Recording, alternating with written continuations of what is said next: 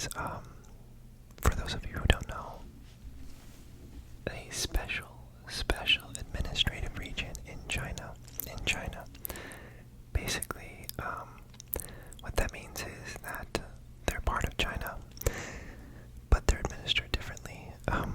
In practice, what that meant was I actually had to go through an international border, basically, to get from Shenzhen, where I was staying at the time, over to Hong Kong, even though you're technically going from one city in the same country to another. We actually had to cross, or I was by myself for this trip, but I actually had to cross a international border. So, interestingly enough, I have a U.S. passport. To get to China, mainland China, I had to get a visa. But going to Hong Kong, no visa required, just visa-free travel, which I thought was, I just think it's an interesting, interesting geopolitical fact that I got to experience firsthand. So I just thought that was interesting. But nonetheless, the other thing I find very interesting about Hong Kong, Disney specifically, is that here you can see we're walking down Main Street, which looks almost identical, honestly, to the one in Disneyland, California. I live in LA, so I'm pretty well acquainted with Disneyland, California. I've been there maybe 2 to 3 times. And honestly, even the layout when you enter, where you enter kind of like through a tunnel on the left, you could tell that they basically, I don't know if copied fully, but they largely copied the entrance to Disneyland, California. Before coming to the park, I did a little research. I was trying to figure out what the most popular ride was, and the internet said that it was this Frozen ride. So I decided to do that first to try and not have to do a line for it later. There you can see we're entering the Frozen area. I don't know a lot about Frozen. I haven't actually seen the movie. So I don't know. I presume that this area is supposed to represent like the town. And here we're going through the Frozen ride.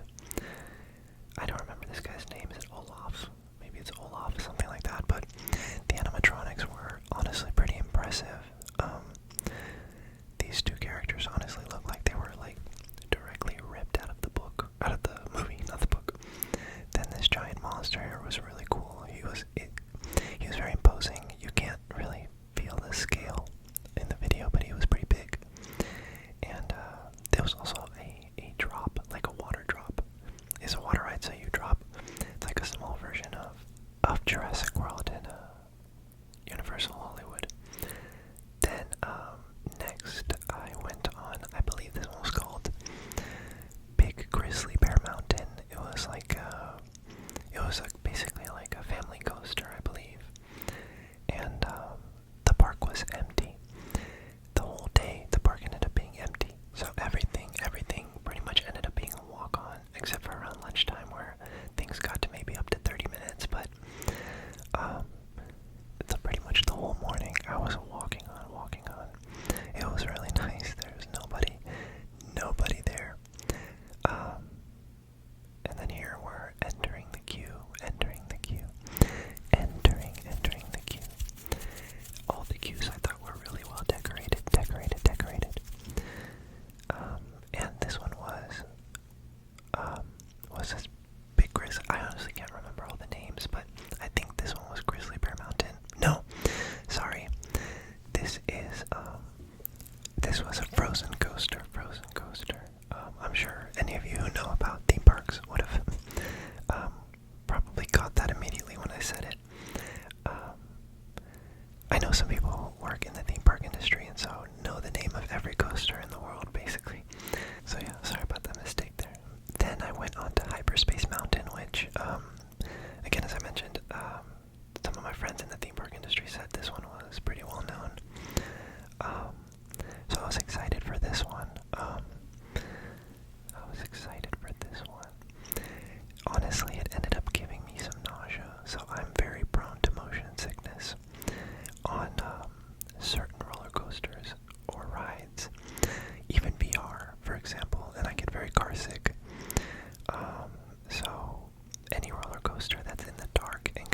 messes up my system. I tend to get nauseous, and this was fully in the dark. And then it had like some screens around it, so I wasn't able to get any footage of that. But that ride made me pretty nauseous, and I was honestly a little underwhelmed. I didn't think it was that good, So here I exited the ride into like the future area. I think was it Tomorrowland? Looks like they're planning a Marvel expansion, which is exciting. And then there in the back you can see some Avengers,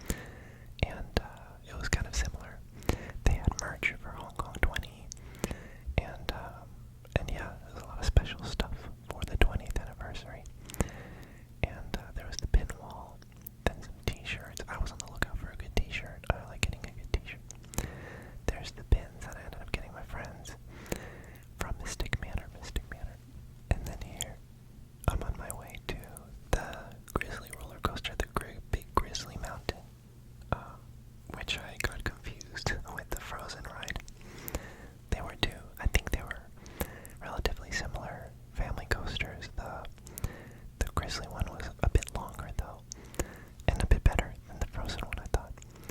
But it was fun. This whole area was set up like kind of like a Wild West mining town, which was nice. I like the areas that are not based on intellectual property. I think they're a lot more interesting. The areas that are like unique, also because it feels like those are like a bit of a dying breed nowadays. I think everything tends to be going towards IP now, so